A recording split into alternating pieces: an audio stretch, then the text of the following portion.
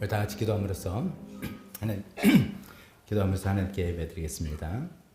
그러나 예수께서는 그들에게 말씀하셨다. 내 아버지께서 이제까지 일하고 계시니 나도 일한다. 하나님 아버지께서는 창세로부터 이제까지 일하고 계셨습니다. 우리 이 세상을 운행하고 계시고 다스리고 계시고 보존하고 계시고 또 우리 한 사람 한 사람 영혼을 구원하기 위해서 주님 마음 쓰시고 또 예수님을 보내주시고 우리를 구원의 길로 인도하여 주시고 그런 하나님 따라서 예수님도 늘 일하고 계신다고 말씀하십니다. 하나님 저희도 그런 일을 계속 하겠습니다. 하나님 영혼을 돌보고 생명을 낳고 하나님 아버지 서로 사랑하고 섬기고 하나님 귀한 복음을 전하고 교회를 세워나가는 이 모든 일들을 계속해서 해나가겠습니다. 하나님 그런 일을 해나가겠다고 다짐하며 저희가 하나님 앞에 다 나와서 찬양과 경배를 드립니다. 우리의 경배 대상은 오직 하나님 한 분이십니다. 하나님만이 경배받으시기 합당하신 분, 그 하나님께 우리 찬양 드릴 때 주님께서 저의 예배를 받아 주시옵소서. 예수님의 이름으로 기도했습니다. 아멘. 우리 다 같이 일어서서 찬송 나의 영원하신 기업 생명보다 귀하다. 이 세상의 모든 생명보다 하나님이 계신 곳, 하나님과 함께 하신 곳, 그러니까 천국이라고 볼 수도 있고 하나님과 함께 합니다 라고 볼 수도 있는 것이 더 귀하다는 고백으로 찬양 예배를 시작하겠습니다.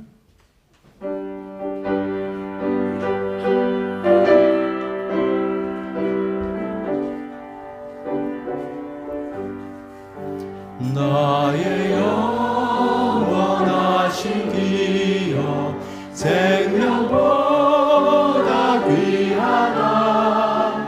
나의 갈 길 닿아도록 나와 동행하소서.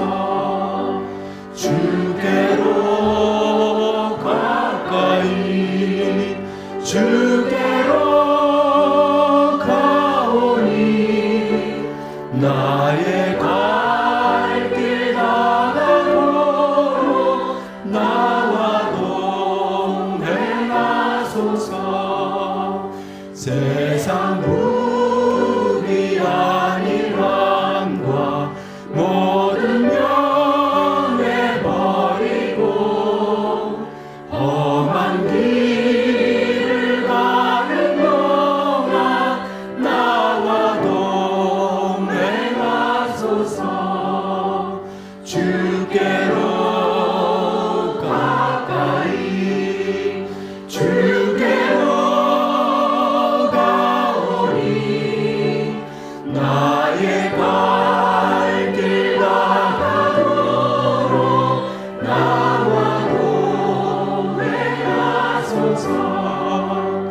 모든 골짜 지나가며 험한 바다 건너서 전국 문에 이르도록 나와 동행하소서.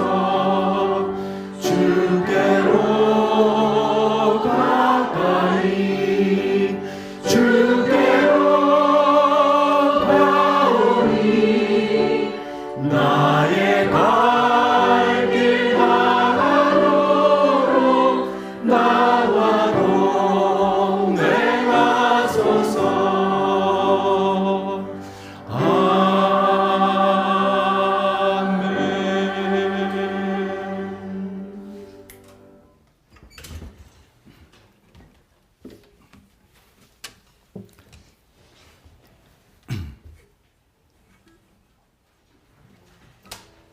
이어서 드릴 찬송은 우리 처음으로 같이 함께 부른 찬송입니다. 오늘 이제 명절이 되면은 지방으로 내려가시는 저희 교인들도 있지만 최근에는 보니까 부모님들이 이렇게 올라와 주시기도 합니다. 우리 김민기 목사님의 부모님 진주에서 오셨고 우리 한숙자매님 어머님도 이렇게 오셔서 그러니까 예배 같이 참석해서 너무 기쁜데요. 근데 이 찬송은 좀 이게 시끄럽습니다. 막 요란하고 시끄러운 찬송이에요. 그래서 아이고야 정신이 없다 이럴지도 모르지만 참 이 내용이 뭐 젊은이들 부른다는 것보다도 주님의 마음이 있는 곳에 또 주님의 시선이 있는 곳에 내가 하기는 원합니다. 그런 찬송, 영원하신 하나님의 말씀이 우리를 그렇게 인도하신다. 그런 내용을 담아서 찬송 해볼 테니까 우리 처음 부르니까 다들 낯설지도 모르지만 배워보면서 해보도록 하겠습니다. 하나, 둘, 셋.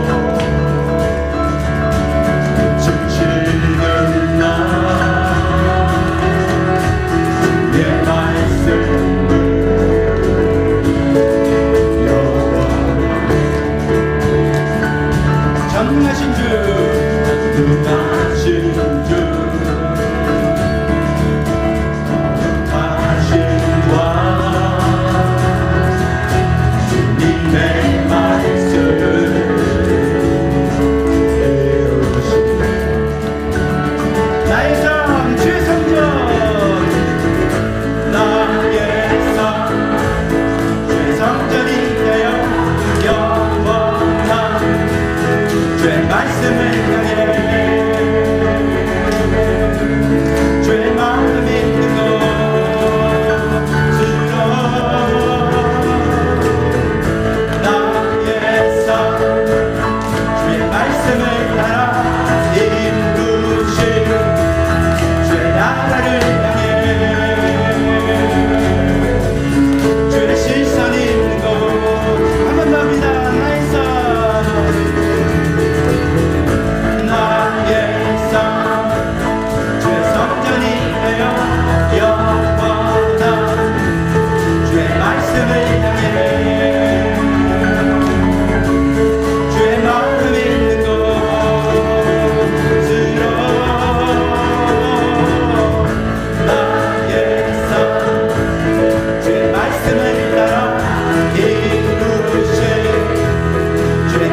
나를 향해 주의 시선이 있는 것 주님의 마음이 있는 것 주님의 마음을 믿는 것 주님의 시선이 있는 것 내가 있기 원하네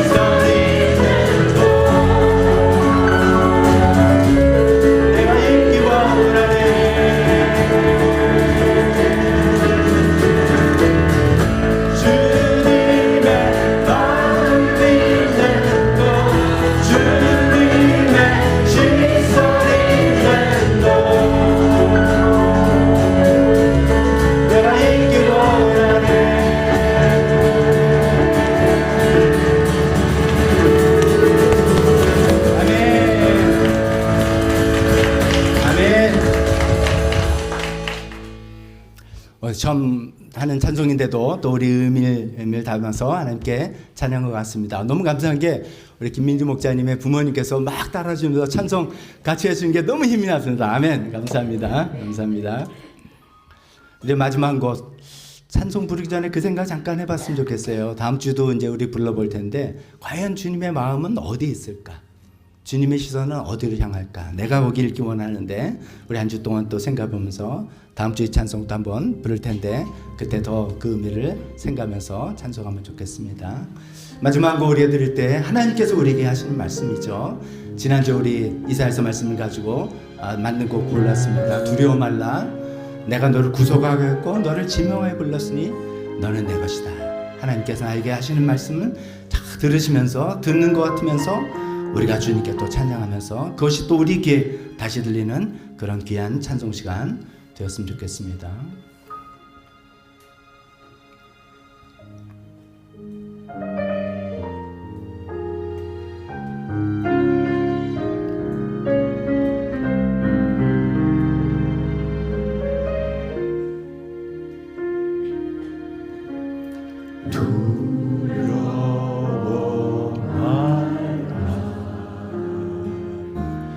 내가 너를 구속하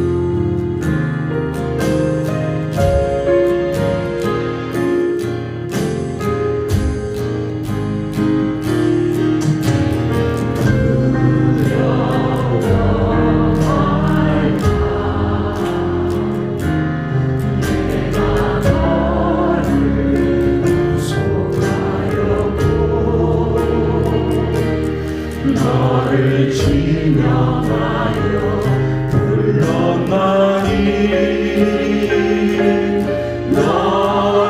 너는 내 것이라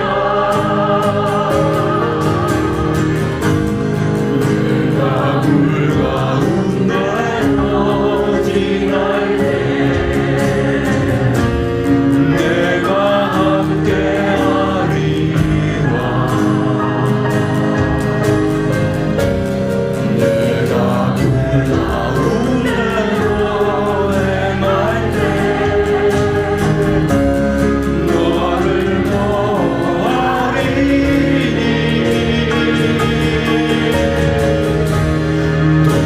두려워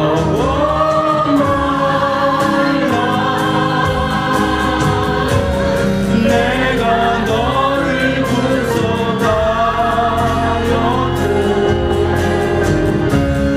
너를 지명하여 불렀나니 너는 내 것이라 내가 물 가운데 내가 물 가운데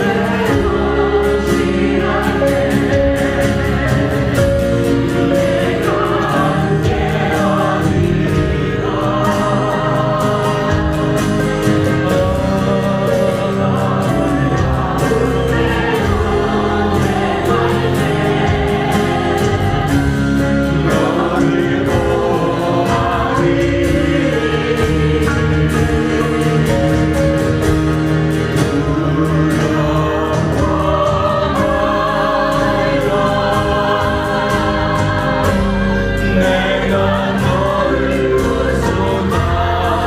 구속하였고 너를 지명하여 불렀나니 너는 내 것이라 두려워 말라 두려워 말라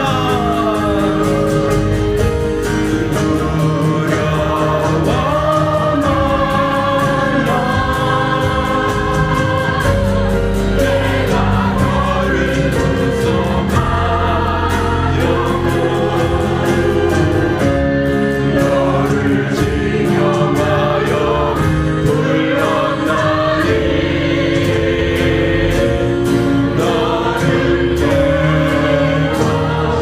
내 것이라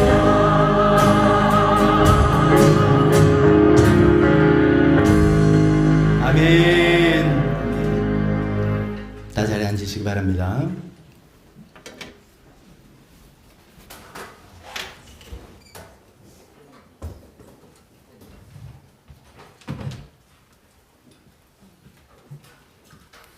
그렇습니다. 너무 감사하지 않습니까? 하나님께서 두려워 말라 너는 내 것이다. 우리가 물 가운데 지나도 불 가운데 지내도 우리 함께 하시겠다고 약속하시는 그 하나님 약속을 믿고 또 약속을 붙들고 이 자리에 나와서 예배하면서 힘을 얻고 용기를 얻고 평안을 얻는 우리 모두가 되었으면 좋겠습니다. 오늘 아까 광고 드린 것처럼 또 자녀들과 명절 보내기 위해서 지방에서 올라오신 저희 두 부모님들 또 두 집안의 부모님 너무나 감사합니다. 환영합니다. 또 오늘 또 오랜만에 기쁜 소식 우리 윤성호 형제 그다음 대학 그냥 현역으로 들어가는 것보다 더 힘들다는 편입학을 잘 성공해내고 저 뒤에 있는데 축하하다고 수고했다고 감사합니다. 이 밖에 또 우리 주보를 보면서 교회 소식 함께 나누도록 하겠습니다. 사순절 다음 주일이 이제 우리 교회 두 가지 일이 있습니다. 창립 25주년 창립 예배이자 또 교회 절기로는 사순절이 시작되는 그런 절기입니다. 사순절은 40일이란 뜻이죠. 예수님의 고난을 묵상하고 동참하면서 부활절을 준비하는 그런 절기입니다. 그렇게 준비하면서 올해 부활절을 맞이하게 되는데 오늘에는 4월 5일이 부활절입니다. 자, 그런 사순절 맞이해서 또 우리 성찬식을 같이 하려고 합니다. 사순절 당일날 하는 것도 좋겠지만 세대 통합 예배 때 같이 하는 것이 더 좋겠다 생각해서 3월 첫째 주일날 세대 통합 예배 드리면서 그때 사순절 성찬식 하도록 하겠습니다. 다음 주는 또 우리 교회 창립 25주년입니다. 25년 동안 우리 교회를 인도해 주신 하나님께 감사드리고 이제 25주년을 맞이해서 올해 표어처럼 또 앞날을 위해서 하나하나 또 준비해 나가는 우리 교회가 되었으면 좋겠습니다. 그런 것을 위해서 어떻게 보면 기초 자료라고 할 수 있을까요? 교인 명부 업데이트하고 있습니다. 많은 분들이 이미 보내주셨고 용지 제출해 주시고 또 구글 링크로 보내주셨습니다만 또 뭐 바쁘셨을 테죠. 근데 오늘 식사하시면서 좀 하시죠. 식사하시면서 하시고 아니면은 이제 또 명절 때 바쁘면 또 어떡하나 이렇게 하여간 이번 주 내로 좀 용지 제출해 주시면 거기 이제 여러 가지 또 좀 생각하실 것도 있으니까 또 언제 내가 우리 교회 왔지 침례 언제 받았지 뭐 이런 것들 또 한번 생각해 주셔가지고 제출해 주시면 감사하겠습니다. 3월 첫째 주에 집사님들 함께 모임을 갖도록 광고드렸습니다. 특별기도회 이상미 집사님 아버님 위해서 계속 기도하고 신기영 자매님 퇴원 후에 집에 계신데 잘 회복하실 수 있도록 우리 전윤재 어린이 시신경련 진단받았는데 하나님께서 이걸 잘 치료해 주시고 고쳐주시도록 계속해서 기도하겠습니다. 나라 북한 또 네팔, 페루 우리 선교지들 위해서 국제성장을 위해서 우리 관심 갖고 계속해서 기도하는 우리가 되었으면 좋겠습니다. 이 시간에 대표 기도와 헌금 시간으로 이어지겠습니다.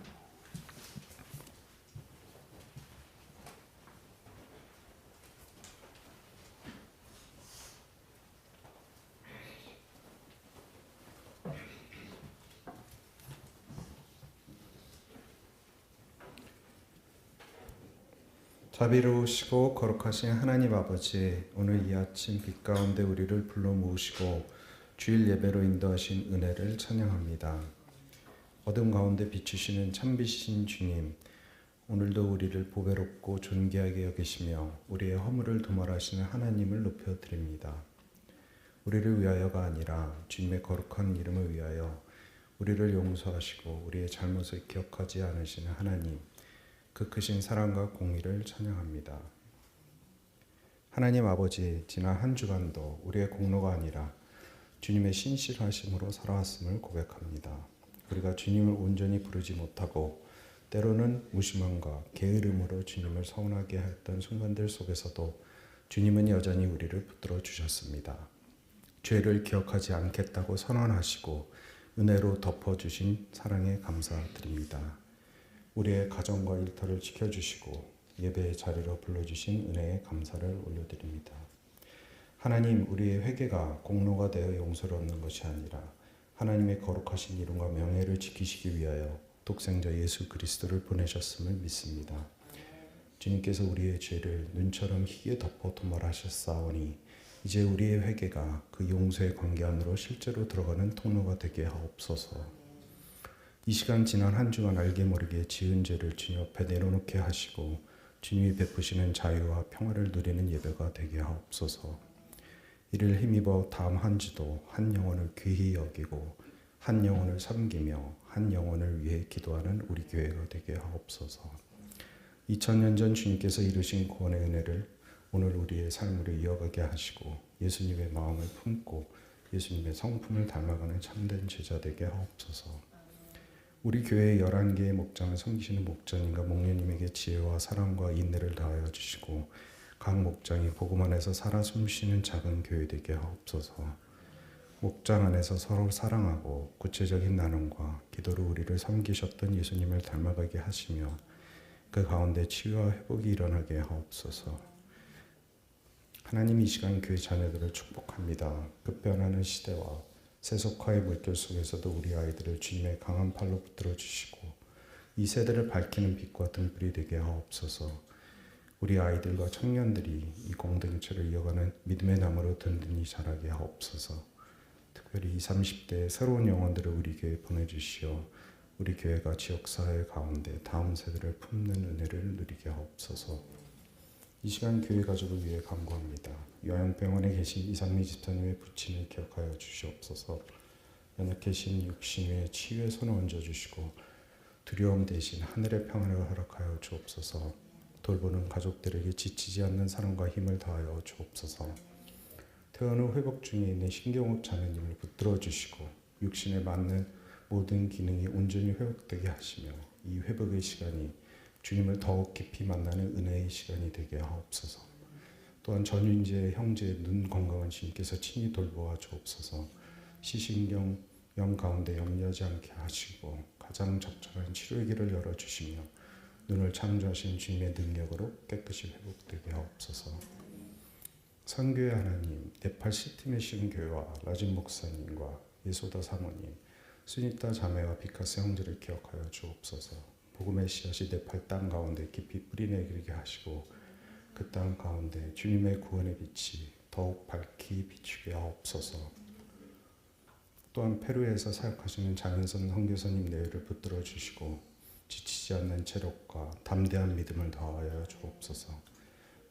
낯선 땅에서의 수고가 풍성한 열매를 맺히게 하시고 그 땅에서 주님의 이름이 높임 받게 하옵소서. 분단의 아픔을 안고 있는 한반도를 불쌍히 여겨 주옵소서. 북한 땅에도 복음의 문을 열어주시고 지하교회를 보호하여 주옵소서. 하늘꿈 학교를 지켜주셔서 탈북민들이 이곳에서 잘 정착하게 하시고 장차 한반도의 평화와 통일을 준비하는 귀한 통로가 되게 하옵소서. 이 시간 말씀을 전하시는 목사님이 성령의 충만함을 다하여 주옵소서. 나를 위하여 내 허물을 도말한다고 선언하신 하나님의 마음이 분명히 선포되게 하시고 말씀을 듣는 우리 모든 성도들도 성령으로 충만하게 하옵소서. 우리의 감정이 아니라 하나님의 의지 위에 서게 하시고 기억하지 않겠다고 하신 그 은혜 안에서 참된 자유를 누리게 하옵소서. 오늘 이 아침 가운데 우리를 부르시고 주님의 거룩한 이름을 위하여 우리를 용서하신 하나님, 오늘도 우리의 예배를 받아 주옵소서. 우리의 삶이 하나님의 영광을 위한 고백이 되게 하시고 십자가의 사랑을 기억하며 그 사랑을 오늘로 살아내는 제자 되게 하옵소서. 우리의 허물을 도말하시고 기억하시지 않으시는 예수 그리스도의 이름으로 기도합니다.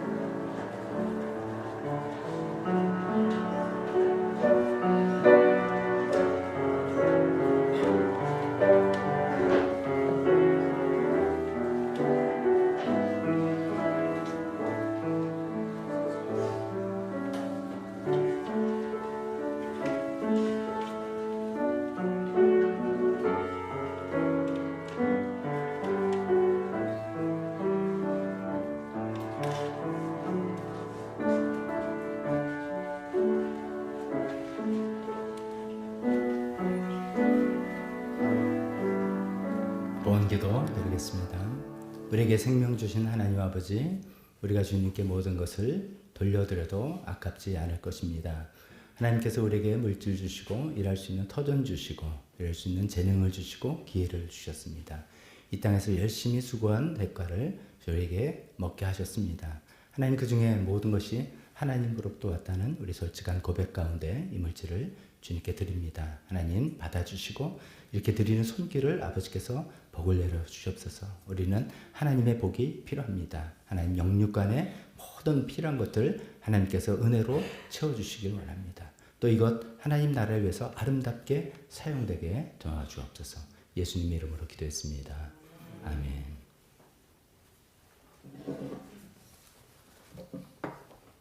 설교 시간입니다. 우리 다 같이 일어서서 하나님 말씀, 주보 안에 있는 설교 본문, 오늘은 이사야서 45장 1절부터 5절 말씀인데요.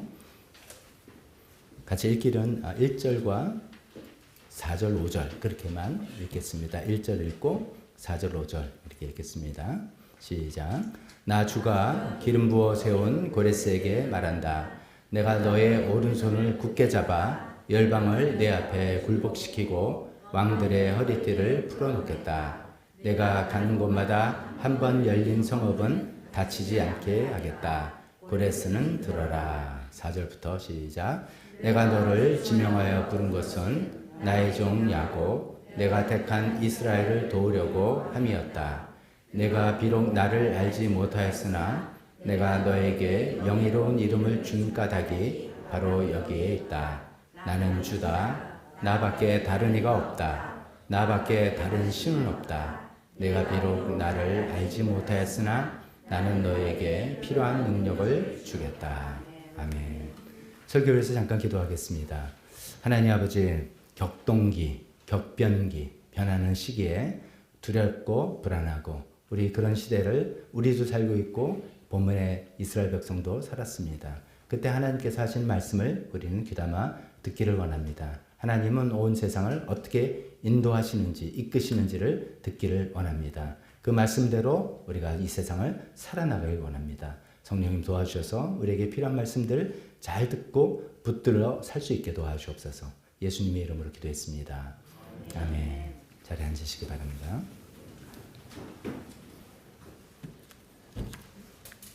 저희가 계속해서 이사야서 말씀을 가지고 쭉 강의 설교를 하고 있는데 오늘은 45장을 맞이하게 됐습니다. 오늘 이 본문 말씀을 가지고 흔들리는 세상, 흔들리지 않는 통치, 하나님의 통치죠. 라는 제목으로 말씀을 전하려고 합니다.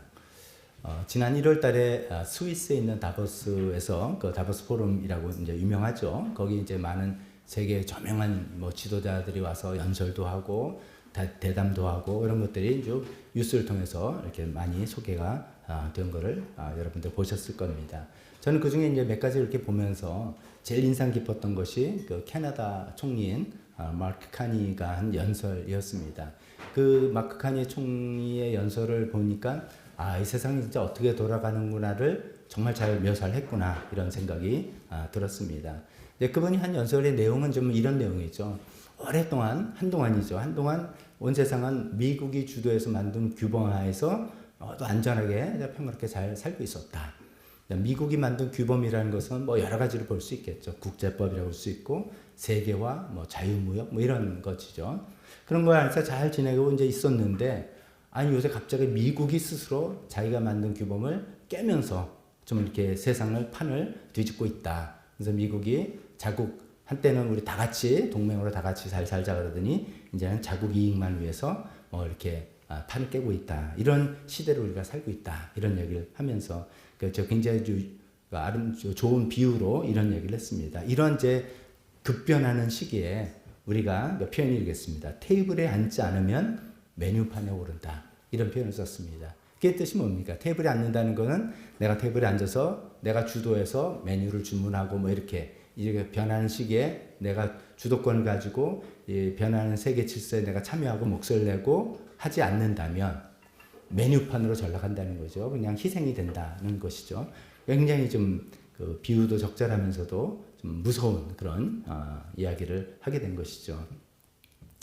우리가 이제 흔히 이제 오늘날 세계 뉴스에서 제일 거론되는 사람 인물 세 글자 이름 뭡니까? 트자로 시작하는 분. 트럼프 이거 아닙니까? 그래서 우리가 보통 트럼프 저 사람들에서 뭐 세계가 시끄러졌고 뭐 하면서 뭐 그런 이제 여러 가지 말이 있습니다. 근데 이제 국제 정세 전문가들 이야기를 들어보면 저는 또 이렇게 이해가 됩니다.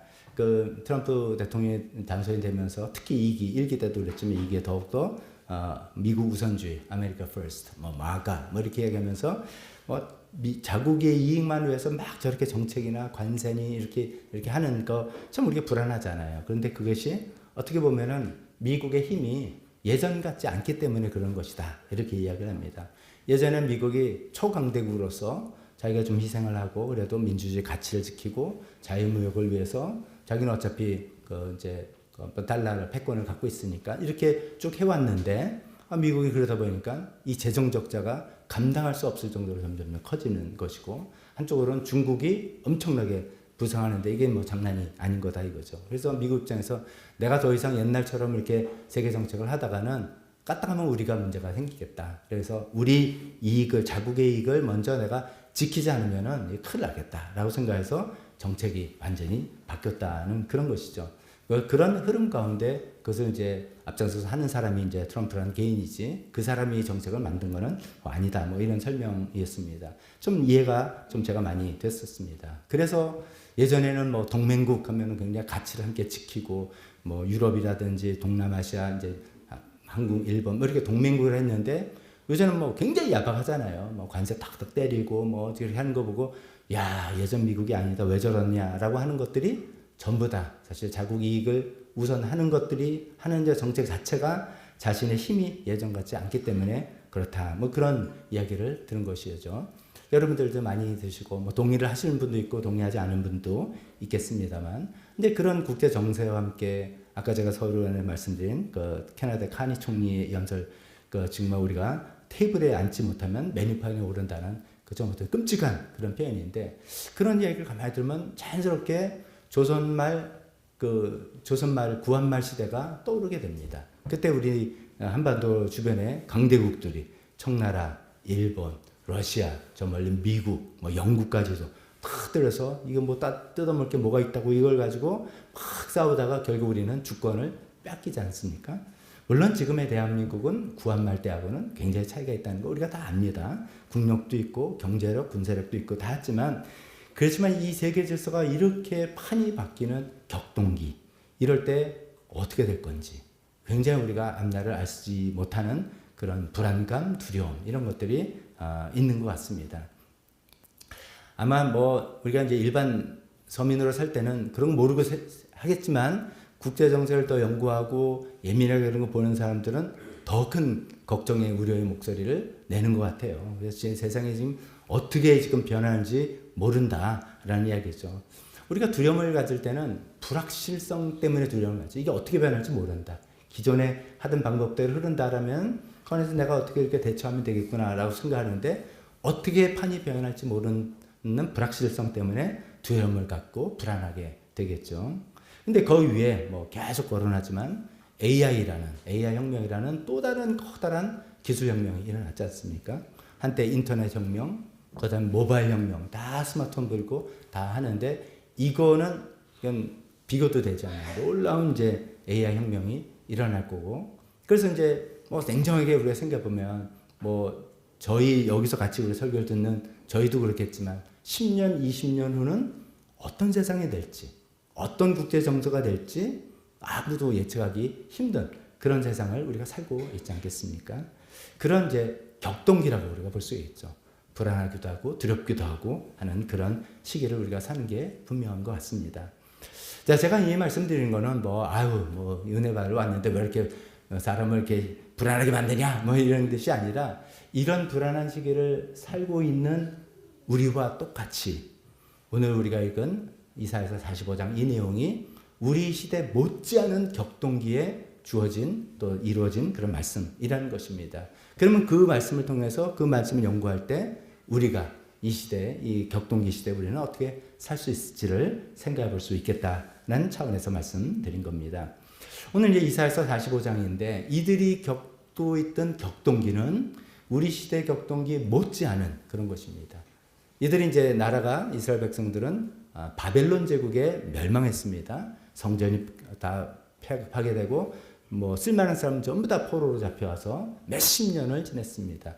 이제 70년 만에 돌아왔다니까 이게 정확히 몇십 년째다라고 말 수 없지만 수십 년을 바벨론이랑 강대국, 최강대국의 포로로 노예 생활하면서 있었는데 이 세상이 이상한 거예요. 저쪽에 동쪽에서 또 다른 신흥국이 일어나는 겁니다. 점점점 세력이 커지는데 그 나라 이름은 페르시아입니다. 페르시아가 일어나가지고 이게 뭐 장난이 아닌 거예요. 뭐 바벨론을 점점점 점령하고 결론은 페르시아가 바벨론 제국을 멸망시키고 새로운 패권국으로 등장하는 그런 어마어마한 격변기의 시대였습니다. 수많은 사람의 목숨을 잃고 생명을 잃고 가족이 깨어지고 나라 그 정치 경제 구조가 바뀌는 그런 시기였습니다. 그런 시기 때 주어진 말씀을 통해서 우리의 격변기 시대 우리는 어떻게 살아갈 수 있을지를 생각해 보자는 말씀입니다. 이 이제 격변기, 그 당시에 격변기의 주인공 이름이 고레스라는 사람이라고 되어 있습니다. 그래서 1절에 나주가 기름 부어 세운 고레스에게 말한다 라고 하면서 고레스에게 쭉 한 이야기다 이야기되고 있습니다. 이 고레스는 누구냐 하면은 바벨론 제국을 무너뜨리고 새로운 페르시아 제국을 세운 페르시아 제국의 초대 왕입니다. 참고로 이제 우리가 바벨론 제국 성경에도 나오니까 바벨론은 우리 지금 생각하면 이라크라고 생각하시면 됩니다. 영토도 거기고 민족적으로도 이제 그렇게 되면 되고, 페르시아는 지금 미국이랑 뭐 계속 으르렁거리고 있는 이란이라고 생각하면 됩니다. 거기는 좀 민족적으로 좀 다른 그런 나라인데 페르시아가 바벨론을 멸망시킨 다음에 더 큰 엄청나게 큰 제국을 형성했던 그런 나라였습니다. 그 페르시아를 세운 초대 왕 이름이 고레스라는 것이죠. 참고로 고레스는 성경에서만 고레스라고 하고요. 일반 세계사에서는 키루스 이렇게 부르기도 하고 영어로는 사이러스 이렇게 불리는 거 참고로 아시면 좋겠습니다.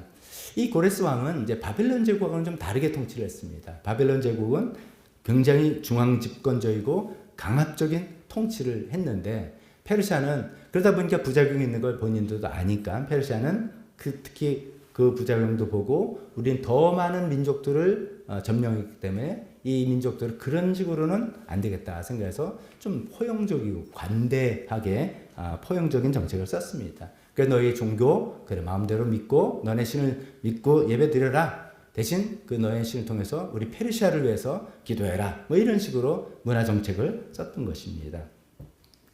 그런 이제 고레스 왕을 성경이 뭐라고 하는지 우리 눈여겨 봅시다. 1절 본문에 보니까 나 주가 기름 부어 세운 고레스에게 말한다. 멀쩡한 사람들 기름을 왜 붓겠습니까? 이거는 이제 전형적인 구약 성경식의 표현이죠. 오늘날 같으면 어떤 직위를 주고 할 때 임명장을 수여하는데 구약 시대는 어떤 하나님의 일을 맡길 때 기름 올리브유를 부어서 그 역할을 하나님의 능력을 한다라는 것을 상징했던 것 아닙니까? 이 기름 부음 받은 자 이거를 세 글자로 하면은 뭡니까? 메자로 시작하는 세 글자 메시아 이거죠. 기름 부음 받은 자 메시아. 우리가 제일 잘 아는 메시아 누굽니까? 예수님 메시아잖아요. 근데 고레스한테 메시아라 그러는 거예요. 이 고레스가 하나님 잘 믿었어요? 아니에요. 이 우리가 좀 착각하는 건 저도 어렸을 때 좀 고레스가 하나님 이렇게 쓰셨어? 그럼 고레스가 이런 예언을 받고 그 사람이 하나님을 믿은 사람이었나 보다 이렇게 생각하는데 전혀 그렇지 않습니다. 하나님과 전혀 상관이 없는 사람입니다. 그런데 하나님께서 그를 기름 부은 자라고. 그래서 메시아지만 진짜 메시아 예수님의 메시아가 아니라 어떤 하나님의 일을 즉 바벨론 제국을 멸망시키고 유대인들을 본국으로 보내서 성전을 회복하게 하는 그 일을 수행하는 자라는 의미에서 그렇지만 메시아라는 대단한 이름 아닙니까? 이 오늘 보면 앞에 44장 28절에는 뭐라고 되어 있냐면 고레스를 보시고는 이렇게 얘기했어요. 너는 내가 세운 목자다. 나의 뜻을 모두 내가 이룰 것이다. 목자. 그러니까 구약 성경에 목자 하면 제일 먼저 떠오르는 인물 누굽니까? 아니 구약 성경에서 다윗왕 반열처럼 이렇게 불러주는 거예요. 48장 14절에는 이렇게 얘기합니다. 주님께서 그를 즉 고레스를 사랑하시니 야 메시아 목자 내가 너를 사랑한다. 와 이렇게 불러주시는 거죠. 우리가 혼동될 건 혼동하지 말을 거는 그가 믿음을 가졌나 보다. 하나님 믿게 됐나 보다. 아니면 그가 성품이 아주 좋은가 보다. 그래서 제가 처음 말했지만 트럼프 대통령에서 막 불호가 더 많죠. 그러니까 그 사람 말이 거칠고 옛날 생활이 좀 그렇고 막 이래 라고 하는데 고레스는 정말 훌륭한 성품이었나 보다. 그건 우리 모릅니다. 근데 그런 의미에서가 아니라 하나님이 어떤 역할을 그에게 맡겼다. 그 하나 하나님께서 고레스를 통해서 어떤 역할을 수행시킨다. 그 하나를 보고 메시아다, 목자다, 사랑한다 이렇게 불렀던 그런 인물입니다. 자, 근데 여기서 조금 더 우리가 성경 조금 깊이 한번 들어가 봅시다. 우리가 이사야서를 접하고 있습니다. 근데 이사야서를 썼다고 알고 있는 이사야 선지자와 이 고레스 왕과의 시간적인 갭이 있습니다. 이게 엄청 많습니다. 이게 이제 객관적인 자료들이 있으니까 살펴보는데 짧게는 150년의 갭이 있습니다. 이사야 선지자 시대와 고레스 왕 페르시아가 처음에 생길 때 150년. 아니 150년 전에 어떻게 이사야 선지자가 고레스라는 이름을 이야기하며 고레스가 어떤 일을 할 것을 어떻게 예언을 했을까 이런 생각을 해보게 되는 것이죠. 크게 두 가지 이제 해석이 있습니다. 한쪽은 이제 이렇게 생각합니다. 이사야 선지자에게 150년 전에 이사야 선지자에게 하나님의 계시가 임한 거예요. 그래서 하나님께서 심판과 회복이라는 어떤 메시지를 주실 텐데 회복할 때는 내가 어떤 사람을 쓸 건데 그 사람 이름이 고자로 시작돼서 레로 시작해서 스다, 그래서 고레스 이름도 주시고 그 사람이 어떤 역할을 다 계시로 알려주셨다. 그래서 이사야 선지자가 받고 고레스 이렇게 썼다라고 생각하는 그 문자 그대로 믿는 그런 마음입니다. 하나님 그렇게 하실 수 있습니까? 없습니까? 있어요. 당연히 그런 능력이 있으십니다. 그런데 우리가 또 이제 성경을 좀 이렇게 다시 이렇게 다른 눈으로 또 보니까 특히 이제 후반기에 우리가 40장부터 보니까 위로하라는 메시지, 내 백성을 위로하고 나를 앙망하는 자에게 내가 힘이 주고 계속 이렇게 된 말씀들이 그 전제가 뭐냐면 이스라엘 백성은 이미 포로로 잡혀 있는 상태죠. 포로로 잡혀가기 전에 무슨 위로가 필요하겠습니까? 그러니까 생각할 때 그때 잠깐 말씀드렸고 목회자 칼럼에도 말씀드렸지만 어쩌면은 이사야 선지자 시대 때 하나님의 심판과 위로의 두 메시지를 받고 하나님이 받고 그걸 선포했는데 그 당시에는 그 회복이란 메시지가 받아들일 수 있는 여건이 안 됐어요. 회개를 안 하니까 불순종이니까. 그래서 이사야 선지자가 그 메시지를 기록해서 밀봉했다 이렇게 말씀드렸죠. 그래서 그 밀봉한 메시지들이 다른 메시지들과 함께 제자들에게 전달되고 그들은 이제 바벨론 포로로 가서 계속 그거를 묵상하면서 기대하고 생각하던 차에 격변기를 맞이하게 된 겁니다. 이 바벨론 제국이 잘못하면 까딱하면 새로운 제국에 망하게 되고 그 사람의 왕이 고레스라는 사람에게 이런 소식을 듣고 가면서 봐요. 이거 다시 꺼내보면서 하나님께서 지금 역사하실 때가 아닌가? 제가 이제 시나리오 막 만드는 겁니다. 그러면서 볼 때 하나님이 그렇구나. 하나님의 역사가 그 회복의 역사는 이 지금 역사적으로 등장한 저 고레스를 통해서 하나님께서 하시려는 그 뜻이구나라는 것을 새롭게 그들이 하나님 말씀을 받게 되면서 기록했다라고 볼 수도 있는 겁니다. 저는 이제 후자 쪽을 생각하면서 그렇게 말씀을 드리는 것이죠. 자, 그렇게 한다면 이 포로로 잡혀있던 이 시기에 제국이 바뀌는 제가 처음에 우리가 겪는 이 격변기와 바벨론 제국에서 페르시아 제국을 바뀌는 격변기 어느 게 더 큰 격변기인지 모르겠습니다. 이 바벨론에서 페르시아로 바뀌는 때는 수많은 사람들의 생명을 잃고 수많은 왕국들이 멸망을 당하고 수많은 질서들이 파괴되고 하는 엄청난 격변입니다. 그냥 바벨론에서 이게 아니다는 것이죠. 우리가 겪는 것 같은 그런 놀라운 격변기 때인데 그런 시대에 하나님께서 저 사람을 통해서 하나님의 그 약속을 이루시는구나 이렇게 깨달았다는 것입니다. 근데 이제 여기서 다시 한번 말씀드리지만 이 고레스는 하나님을 믿는 사람이 아니에요. 하나님께 관심 있는 사람이 아니에요. 그 사람은 자기네 신 마르둑 신을 믿는 사람이에요. 예를 들어 제가 이제 한번 상상을 해봤어요.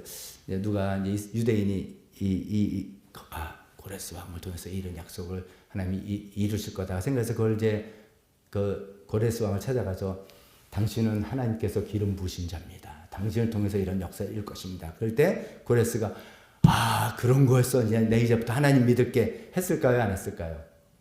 웃기지 마 그랬을 거예요. 아니면은 그래 접수 좋은 소리니까 내가 받아들일게 이랬을 겁니다. 전혀 하나님과 상관이 없는 사람입니다.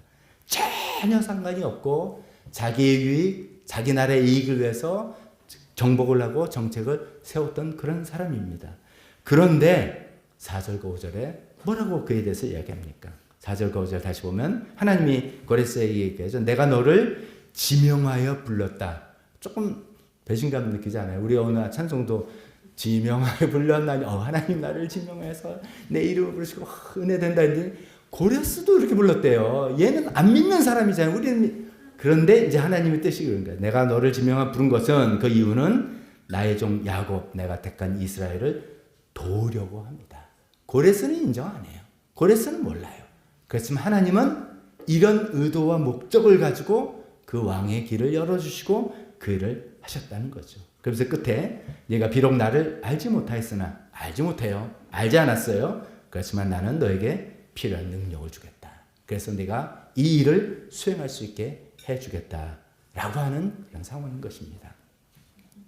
제가 말씀드린 것처럼 이사야 선지자의 그 오리지널 메시지를 갖고 지키면서 밀봉하고 있다가 바벨론 포로로 잡혀서 이 격변하는 시기에 그 말씀을 열어보고 시대를 분별하고 하나님께서 그렇게 역사하실 거라는 말씀이구나를 깨달았던 이사야 제자들, 그래서 이 후반부에 이사야서를 쓴 사람들은 어떤 생각을 들었겠습니까? 세상이 이렇게 변하고 왕들이 변하고 또 사실 왕국이 변하고 왕이 바뀌면 정책이 변하는데, 그렇게 되면 갑자기 우리가 지금 포로로 잡혀 있는데 갑자기 나라 밖에서 야 저것들 유대에서 온 애들은 다 없애 이럴 수도 있는 거 아닙니까? 이런 불안에 떨고 있고 어떻게 될지 모르는 불안감 속에서 이 모든 일을 행하시는 이가 하나님이시구나. 하나님께서 그를 도구로 세우셔서 이 일을 우리를 위해서 행하시는구나를 깨닫는다면 얼마나 마음이 든든하고 감사함이 넘치겠습니까? 하나님께서 왕국의 흥망성쇠, 어떤 왕들의 정치적인 계산조차도 다 우리의 구원을 위한 도구로 사용하신다는 걸 깨달을 때 그들의 마음이 든든했을 것이라는 겁니다. 자, 여기서 두 번째로 이야기하면 이런 거를 신학적인 용어로 섭리라고 합니다. 섭리, providence라고 합니다. 야, 우리는 다 하나님 믿고, 여러분 우리 소원이 뭡니까? 어떻게 보면 하나님 뜻을 분별해서 우리 아까 찬송한 것처럼 하나님의 마음이 있는 곳, 하나님의 시선이 있는 곳에 내가 함께 있길 원합니다. 그래서 영혼을 섬기기도 하고 교회를 세우기도 하고 선교사역을 돕기도 하고 뭐 하나님을 위해서 쓰임 받기를 원합니다 하지 않습니까? 하나님은 그런 사람들, 하나님의 사람을 통해서 일하십니다. 그렇죠? 그러나 또 하나님께서는 때로는 아무 사람의 도움 필요 없이도 하나님께서 직접 기적적으로 일을 하십니다. 홍해를 가르치기도 하고 어떤 하나님께서 직접적으로 기적적으로 행하시기도 합니다. 그런데 어떻게 보면 더 많은 경우는 하나님께서는 어떻게 일을 하시냐, 어떻게 이 세상을 다스리냐, 하나님과 전혀 상관이 없는 사람들, 하나님 믿지도 않고 찾지도 않고 하나님과 전혀 상관없는 사람들, 심지어는 아주 악한 사람들, 하나님 대적하고 하나님 뜻을 핍박하는 아주 악한 사람들을 통해서도 일을 하신다는 것이죠. 그것이 하나님의 섭리인 것입니다. 에스더서에 보면 하나님의 어떻게 섭리하신다는 게 너무너무 잘 나왔습니다.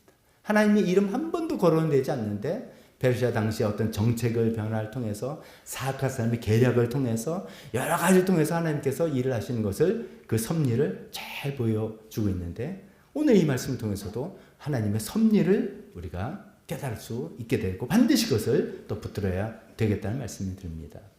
그래서 이런 표현을 쓸 수 있습니다. 구부러진 막대기로 곧은 선을 긋는다. 우리가 곧은 선을 선을 똑바로 그을 때 우리의 생각에는 선을 똑바로 그으려니까 이 짝대기도 똑바른 놈을 써야지. 그럼 제일 좋죠. 금상첨화죠. 똑바른 선을 써. 그래도 기왕이면 내가 어떤 선한 일, 좋은 일을 하기 위해서는 좋은 재료를 가지고 쫙 한다. 그러고 하는 게 맞는데, 때로는 혹은 많은 경우는 굽은 막대기라도 선을 올바로 그을 수 있는 거 아닙니까? 그런다는 것입니다. 하나님께서는 구부러진 막대기, 즉 하나님과 상관없고 하나님 관심도 없고 하나님께 대적하는 사람일지라도 그런 사람들을 쓰셔서 하나님의 올바른 선하신 계획을 이루어 나가신다는 것입니다. 그게 하나님의 섭리의 방식이라는 겁니다. 하나님의 이런 섭리 방식은 여러 역사적인 사례를 통해서 생겨볼 수 있습니다. 제가 한 세 가지만 들어보겠습니다. 모든 길은 어디로 통한다? 로마로 통한다. 이게 무슨 말이에요? 실제로 로마로 로마 제국의 모든 길은 로마로 가게 돼 있었습니다. 끝이 로마라는 거죠. 그 이유는 로마 제국이 이민족들 정령하고 또 물자를 가지고 올 때 수송하고 군인들을 보내기 편하게 하려고 아주 돌로 이렇게 박아놨다 그러잖아요. 그래서 지금도 쓸 수 있는 그 돌이라는 거지 길이라고 하지 않습니까? 즉 로마의 길은 로마 제국의 효율적인 통치를 위해서 다 깔아놓은 길이에요. 그러나 우리가 사도행전을 보니까 하나님께서 그 로마의 길을 통해서 복음을 효율적으로 전했다는 것을 우리가 보지 않습니까? 그 로마의 길이 있었고 로마 팍스 로마나가 있었기에 복음을 전하는데 안전하고 효율적으로 쫙쫙쫙 사도 바울이 선교를 할 수 있었던 것을 볼 수가 있는 것입니다. 이게 하나가 예고요. 두 번째 예를 또 하나 들어보면 그 구텐베르크라는 사람이 금속 활자를 만들었다는 걸 잘 알죠. 우리는 알죠. 금속 구텐베르크보다 뭐가 더 먼저다? 왜 갑자기 세종대왕이 나와요? 고려 팔만대장경 그때 이제 우리는 더 먼저 우리는 아는데 그래서 세계사 쪽의 기여를 보면 구텐베르크의 금속활자 훨씬 기여를 많이 했죠. 그게 아니었으면 르네상스라든지 종교개혁이라든지 왜냐하면 그 새로운 사상과 그 생각들을 빠르게 전파할 수 없었으니까 그게 없었더라면 근데 인쇄술이 있으니까 빨리빨리 전파돼서 르네상스와 종교개혁이 일어났던 거지 않습니까? 근데 그 구텐베르크가 기도하면서 내가 이 복음을 전하기 위해서 어떻게 하면 내가 할까? 그렇다. 이 금속활자를 만들어서 그렇게 할까? 했을까요? 아니죠. 이 사람은 자료를 찾아보니까 그냥 뭐 금세공업자인데 뭐 요즘 말하면 세속적으로 나쁘다는 뜻이 아니에요. 그냥 세속적인 마음으로 돈 벌 마음으로 이걸 아이디어를 해서 만든 거예요. 그리고 또 우리가 또 좀 알려지기는 그래서 구텐베르크가 금속활자를 발명해서 제일 먼저로 인쇄한 책이 뭐다? 성경이다 라고 알려지는데 또 그것도 아니더라고요. 그 당시에 가장 수요가 많았던 거는 면제부였어요. 면제부는 우리 안 좋은 거라 생각하잖아요. 이거 사면은 벌이 없어지고 뭐 연옥에서 바로 청구한 그게 수요가 제일 많았어요. 로마 교황청은. 그래서 그거를 제일 먼저 찍어서 돈을 많이 벌었던 거죠.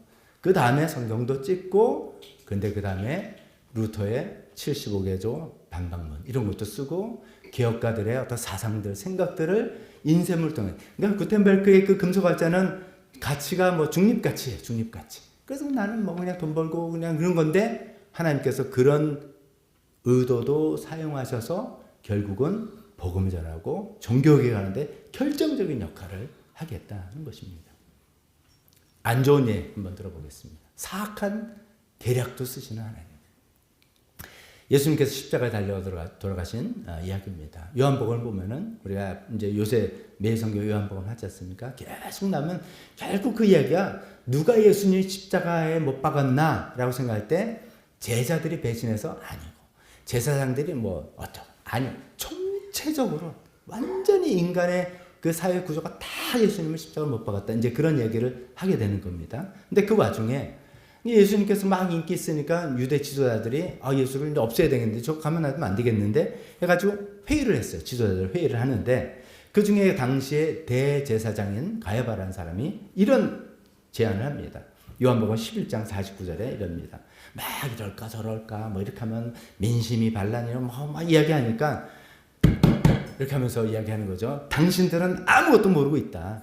한 사람이 백성을 위하여 죽어서 민족 전체가 망하지 않는 것이 당신들에게 유익하다는 거 왜 모르냐. 그까지 한 사람 희생시켜서 이거 잘못하면 우리가 로마한테 오해를 받고 우리 민족이 큰 화를 당하고 잘못하면 이게 분란이 안 돼. 한 사람 그냥 깨끗하게 희생시키자. 그게 우리 전체 민족 전체에서 좋은 거다. 이런 이야기를 하는 것입니다. 전형적으로 기득권층이 이야기하는 거죠. 기득권층이 뭐 시끄러운 문제 내면 한 사람이 희생양 삼아서 딱 제거함으로써 문제를 해결하자는 굉장히 사악한 그런 계략이었습니다. 그런데 그는 자기도 모르게 예수님의 죽음의 의미를 이야기한 거예요. 한 사람이 백성을 위해서 죽어서 민족 전체를 백성 전체를 구한다는 게 그는 계략적으로 정치적인 속셈으로 이야기했는데 그게 바로 예수님의 대속의 죽음의 의미를 이야기한 거 아니겠습니까? 하나님께서는 이렇게 사악한 사람이 계략주사도 쓰셔서 하나님의 그 거룩한 뜻을 이루어 나가신다는 그런 것이라는 의미입니다. 즉 이렇게 이런 예는 뭐 수없이 많은데 하나님의 섭리, 하나님과 전혀 상관없는 사람의 계획, 심지어는 인간의 악한 것까지도 다 쓰셔서 하나님의 그 선하신 계획을 구부러진 막대기로도 올바른 곧은 선을 그어 나가시는 하나님의 섭리를 우리가 믿자 이것입니다. 만약에 그런 하나님의 섭리를 정말 우리가 믿는다면 이제 이사야서 당시에는 그 섭리를 깨닫다 보니 지금 제국이 변하고 막 그러는데 하나님께서 고레스를 쓰셔서 고레스는 하나님 알지도 못하고 그렇지만 고레스 쓰셔서 하나님께서 우리 구원을 이루시는 하나의 섭리가 지금 일어나는 거구나 라고 생각할 때 마음 든든하고 불안에 떨지 않고 하나님을 오히려 감사하며 찬양했던 것처럼 오늘 우리가 살아갈 때 세계적인 지도자들이 있습니다. 뭐 미국 대통령일 수도 있고, 뭐 중국의 누구일 수도 있고, 뭐 국내에서도 여당 대통령일 수도 있고, 야당 지도자일 수도 있고, 우리가 뭐 지도자들이 우리 마음에 드는 사람도 있고, 마음에 안 드는 사람도 있고, 정책을 우리가 지지하는 정책도 있고, 절대로 지지할 수 없는 정책이 많은 지도자들이 이런저런 정책을 씌울 때 한편으로는 불안하고 두렵기도 하고, 한편으로는 얼마나 막 속상하기도 하고, 막 열받기도 하고 하지 않습니까? 그럴 필요가 없다. 그럴 필요가 없다. 역사의 주인공은 하나님이시다. 그 모든 세상의 권력을 갖고 있는 사람들은 결국은 하나님의 도구이고 하나님의 더 나가면 소모품일 뿐이다 하는 것이죠. 그것을 우리가 생각한다면 한편으로 불안한 마음을 가질 필요도 없고 우리 마음 막 속쓰기가 그를 속을 썩일 필요도 없다는 그런 말씀을 드리고 싶습니다. 마지막으로 세 번째, 그러면 이 격변의 시대에 우리는 어떻게 살아가야 될지를 한번 생각해 보겠습니다. 말씀 들어보니까 하나님께서 섭리하심으로 다 하시는 거네. 나는 아무것도 할 필요가 없네. 그런 건 아니죠. 이 하나님의 섭리를 믿는 우리가 또 하나님의 섭리에 동참해야 될 텐데 적어도 이제 한 3가지 정도를 생각하면서 이렇게 동참해보자 라고 말씀드리고 싶습니다. 첫 번째는 분별하자. 분별하자. 뭘 분별하냐? 이 세상에 일어나는 모든 사건과 뉴스들을 분별하자라는 뜻입니다. 우리가 뉴스는 기본적으로 좀 좋은 뉴스가 많아요? 나쁜 뉴스가 많아요? 그렇죠? 때로는 미담도 있어요. 정말 이런 사람도 있구나. 야, 그런 가슴 뭉클한 그런 소식도 있습니다. 그래서 저도 이제 그 유튜브 채널에 포크포크인가? 뭐 그런 채널, 굉장히 미담만 해주는 채널이 있어요. 그래서 구독했어요. 나 이런 거 갖고 들어봐야 돼. 그래서 하는 것도 있는데 사실상 대부분 뉴스는 다 안 좋은 소식, 뭐 전쟁이 났대, 또 누가 죽였대, 뭐 큰일 났대, 뭐 난리 났대, 뭐 이런 이야기 이런 거죠. 그래서 이제 사실 우리로 하여금 불안과 걱정에 빠지게 하는 그런 뉴스가 대부분이죠. 그래서 뉴스를 그냥 이런 표현이죠. 뉴스를 소비하는 사람, 뉴스를 이제 기사를 쓰는 기자들도 그냥 평범하게 헤드라인 쓰면 우리가 봅니까 안 봅니까? 안 보잖아요. 그래서 주로 자극적인 단어. 그래서 뭐야 눌러보면 에이 엮였네 이런 것들 많잖아요. 자극적으로 쓰고 막 좀 과장해서 쓰고 막 이런단 말이에요. 우리가 그냥 뉴스를 그냥 소비하는 사람이 되는 거고 소비 당하는 거죠. 그렇게 뉴스를 소비하는 자만 되지 말고 뉴스를 해석하는 자가 되자 이거죠. 세상의 혼란스러운 정책, 어떤 지도자들이 뭐 이상한 행동, 이상한 정책, 마음에 안 드는 것들 뭐 여러 가지 다 있지만 어쩌면 이런 말도 안 되는 일, 어쩌면 이런 이상한 일 뒤에 역사진 하나의 섭리는 뭘까를 생각해보는 그런 끊임없이 우리가 생각하면 그 생각한다고 우리가 다 알 수 있습니까? 모를 수 있습니다. 많은 우리가 그런 습관과 그 훈련들을 가져보는 그럴 때 우리가 변화되는 일에 불안으로 압도당하는 것이 아니라 하나님께서 또 어떤 일을 행하시려나 보다 라는 오히려 기대감을 가질 수도 있게 될 것 같습니다. 그래서 뉴스와 그런 소식을 그냥 수용하고 그냥 소비하지 말고 분별하는 우리가 되었으면 좋겠습니다. 두 번째는 중보기도입니다. 중보기도. 세상에 많은 직업군들이 있는데 제일 욕을 먹는 직업군 2가지만 말한다면 뭐 같습니까? 제일 욕먹는 직업. 첫째는 정치가, 둘째는 연예인인 것 같아요. 왜냐하면 다 대중의 지지와 인기로 유지되는 직업들이라서 그런 것 같아요. 근데 그 중에 우리나라에서는 가장 신뢰도가 낮은 직업군이 여러분 다 아시죠? 누굽니까? 정치인이라고. 뭐 조사하면 다 나와요. 가장 신뢰도가 낮은 직업군 정치인입니다. 그러니까 사실 이건 굉장히 우리로는 불행한 일입니다. 정치가 잘 돼야지 사회가 발전되는 걸 우리가 다 하는데 우리는 다 정치인을 못 믿어요. 또 못 믿게 행동도 해왔어요. 뭐 그런 시대를 살고 있습니다. 그래서 우리가 정치인들을 주로 어떻게 합니까? 욕해요. 막 욕하고 이제 교회에서는 우리가 되도록 정치 얘기하지 맙시다. 이게 교회에서 우리가 예수 믿는 사람은 정치적인 견해를 갖지 말자는 뜻이 아니죠. 정치적인 견해를 이야기하다 보면 이게 이제 점점점 이래서 막 당신 그런 사람이었어? 이렇게까지 나오잖아요. 그러니까 그런 건 하지 말자라고 하는데 예를 들어서 이제 알고 보니까 나랑 똑같이 보네 이러고 인사를 만났어요. 그러면 이야기를 하면 얼마나 신납니까? 무슨 아기할 때 그게 주로 좋은 이야기예요? 얘기예요. 우리는 정치인을 욕하고 비난하는 데는 선수들이에요. 너무 익숙해 있어요. 그래서 세상에 그 데모하고 하는 것도 다 그런 것들 너무너무 잘한다는 거죠. 반면에 정치인들을 위해서 기도하는 데는 굉장히 인색하고 굉장히 약하지 않은가 생각합니다. 우리가 정말 하나님께서 이 지도자들을 섭리의 도구로 쓰시는 거다라는 걸 분명히 안다면 내 마음에 이렇게 생각해요. 내 마음에 드는 지도자, 내 마음에 드는 게 꼭 하나님 마음에 드는지 그건 잘 몰라요. 그렇지만 내 마음에 드는 지도자, 그리고 적어도 내가 알기로는 하나님 뜻에 맞는 성경의 가치관에 맞는 어떤 정책을 하는 지도자라면 당연히 기도해야 되죠. 하나님, 저분이 저 일을 더욱더 잘할 수 있게, 저분을 또 깎아내려는 얼마나 음모가 있고 겉멋을 수가 있는 그럴 때 저거를 같이 잘할 수 있게 힘을 주시고 용기를 주시고 해달라고 기도해야 되겠죠. 근데 그거는 좀 할 수 있는데 문제는 내 마음에 안 드는 지도자, 내가 생각에 성경적이지 않은 어떤 정책을 펼치는 지도자를 비난만 할 게 아니라 기도해야 된다는 것이죠. 왜냐하면 하나님의 도구이니까. 그 사람이 예뻐서 기도하는 게 아니라 하나님의 도구이니까 하는 거죠. 근데 어떻게 기도할까? 이것도 이제 굉장히 복잡합니다. 어떻게 기도? 내 마음에 들지 않고 하나님 뜻에 상반되는 어떤 정책을 막 쓸 때 그게 잘 되게 해주세요. 기도는 좀 어렵겠죠. 여러 가지 다양한 기도가 있습니다. 하나님, 제가 보기에는 분명히 저건 하나님 뜻에 맞지 않는데 그 정책이 진짜로 제대로 되면 안 됩니다. 하나님, 저 정책을 막아주세요라고도 기도할 수도 있고요. 단점은 내가 아무리 기도해도 대세가 그렇게 흔들 때는 하나님께서 섭리의 주인이십니다. 하나님께서 이것을 통해서 비록 나쁜 정책이고 비록 어떤 잘못된 행동이지만 이거를 쓰셔서 하나님께서 어떻게 악을 선으로 만드시기도 하신 그런 하나님의 손길이 반드시 나타날 수 있도록 하나님 역사하시옵소서. 하나님을 기도할 수 있다는 거죠. 중보기도 합시다. 그것은 하나님의 섭리를 믿을 때 우리가 할 수 있는 것입니다. 하나님 섭리를 믿고 정치자들을 위해서, 지도자들을 위해서 기도하는 우리가 되었으면 좋겠습니다.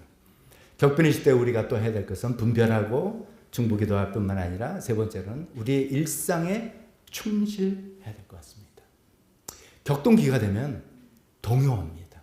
불안하기 때문에. 그래서 잘못하면 잘못된 결정을 내리기가 쉽습니다. 우리가 마음이 막 불안하고 떨릴 때 사람들이 말이 막 귀에 들리고 그런가 보다 이걸 따라서 사실 나중에 후회하는 결정을 우리가 많이 내리지 않습니까? 우리 마음이 동요하는 것이죠. 그거 아닌 거예요. 내 마음이 동요하고 있다면 나는 이 섭리하시는 하나님의 역사를 내가 잘 믿지 못한 것이죠.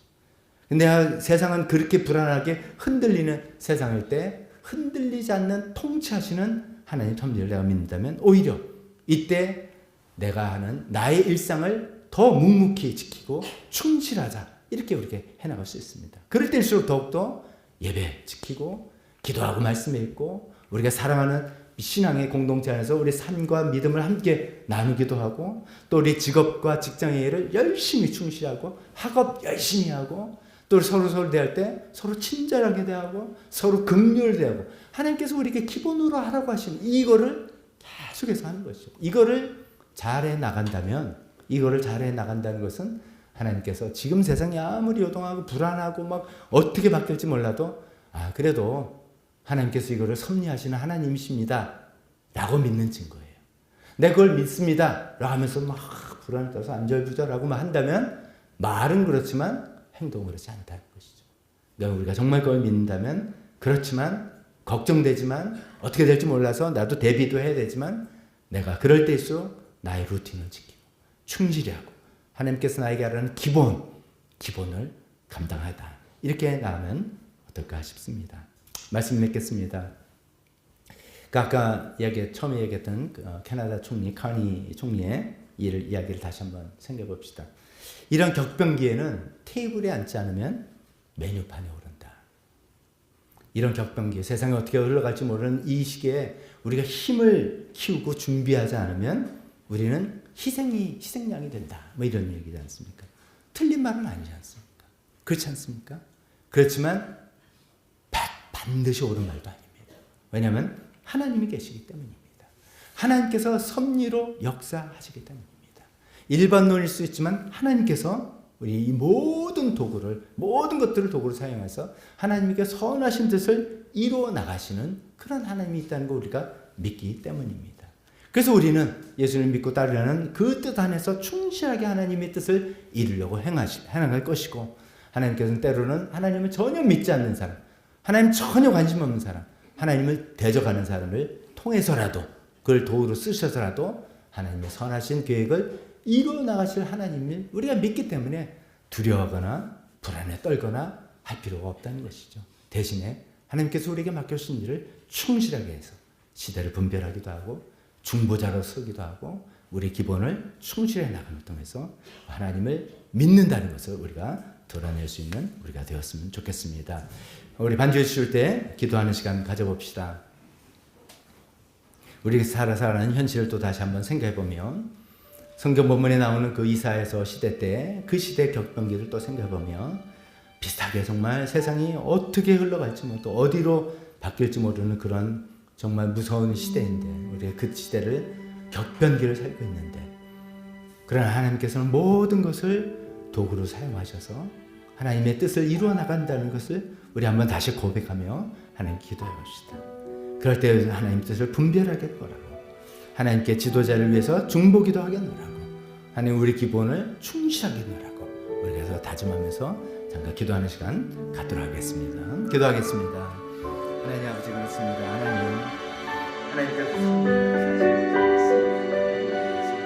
하나님을 잘 믿고 따르는 사람들 손을 통해서 만납니다. 하나님과 좋은 상관없는 사람들 통해서, 하나님을 앞으로 대적하는 사람들 통해서 하나님의 뜻을 이루어 나가시는 섭리 하나님의 것을 이 시간에 고백하며 나아갑니다. 하나님, 그런 머리를 주님 메시아 기름 부은 자라고 부르시고 목자라고 불러주시고 사랑하는 자라고 불러서 하나님의 뜻을 이루어 나가시는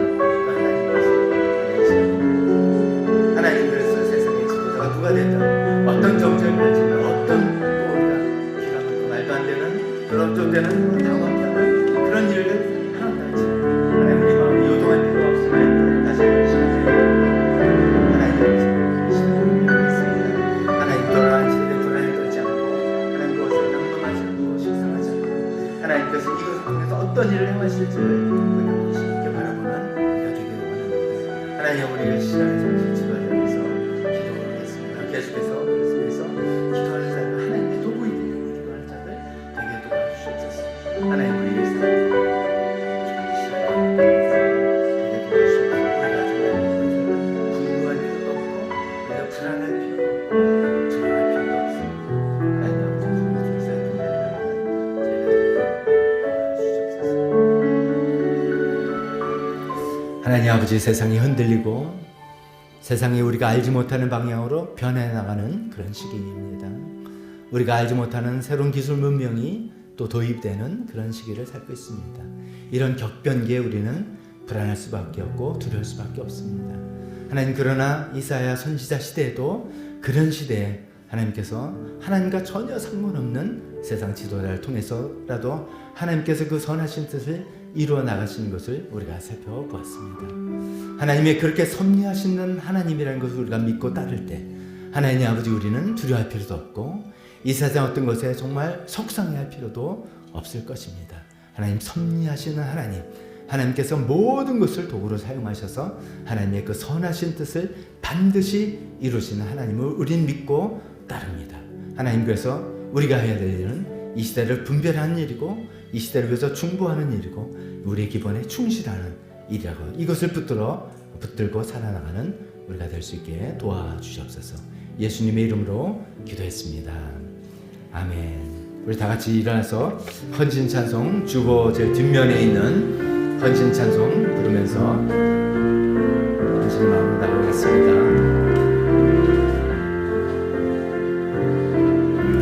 당신의 겸손한, 당신의 거룩한, 당신의 정직한 우리에게 보이사, 내 안에 교만한, 내 안에 천박한, 내 안에 거짓된 모두 벗어버리고 어린 양 예수 따라가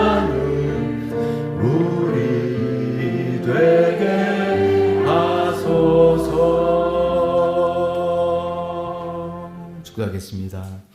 지금은 우리 주 예수 그리스도의 은혜와 하나님 아버지의 사랑하심과 성령님의 교통하심이 하나님의 섭리를 믿고 시대를 분별하며 중보하며 우리 기본에 충실하게 노라고 결심하는 여기 있는 모든 분들 머리 위에 지금부터 영원토록 함께 있을지어다.